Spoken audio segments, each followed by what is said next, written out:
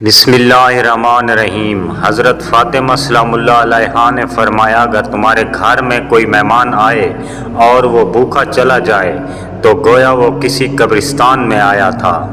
حضرت امام حسین علیہ السلام نے فرمایا، عورت کا پردہ کرنا شہید کے خون سے بھی افضل ہے۔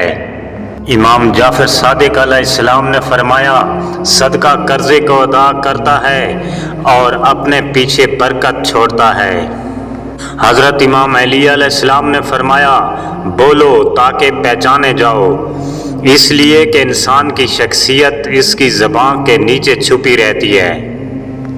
بدلہ لینے سے پہلے یہ ضرور خیال کر لیا کرو کہ تم اپنے خدا کے نزدیک کتنے قصوروار ہو۔ جانتے ہو بد نصیب شخص کون ہوتا ہے؟ جس سے اپنے اللہ سے دعا مانگنے کا بھی وقت نہ ملے۔ جنت میں سب کچھ ہے لیکن موت نہیں، قرآن میں سب کچھ ہے لیکن جھوٹ نہیں، دنیا میں سب کچھ ہے لیکن وفا نہیں، انسان میں سب کچھ ہے لیکن صبر نہیں۔ بہترین لوگ بہترین نیت رکھتے ہیں، جس کی وجہ سے رب ان کے تمام کاموں کو سنوار دیتا ہے، اور جس کام کو رب سنوار دے اسے کوئی کیسے بگاڑ سکتا ہے۔ اخلاق ایک دکان ہے، زبان اس کا تالا ہے، تالا کھلتا ہے تو معلوم ہوتا ہے کہ دکان سونے کی ہے یا کوئلے کی۔ لوگ کہتے ہیں کہ وقت کے ساتھ سارے زخم بھر جاتے ہیں،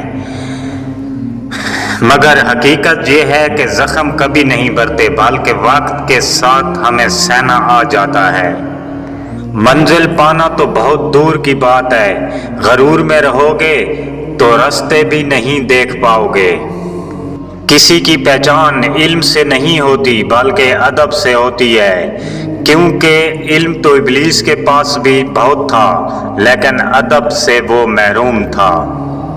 حضرت علی علیہ السلام نے فرمایا، اچھے لوگوں کا تمہاری زندگی میں آنا تمہاری قسمت ہوتی ہے اور انہیں سنبھال کر رکھنا تمہارا ہنر۔ اللہ سے مانگو تو بے حساب مانگو، کیونکہ ایک اللہ ہی ہے جو واپسی کا تقاضا نہیں کرتا۔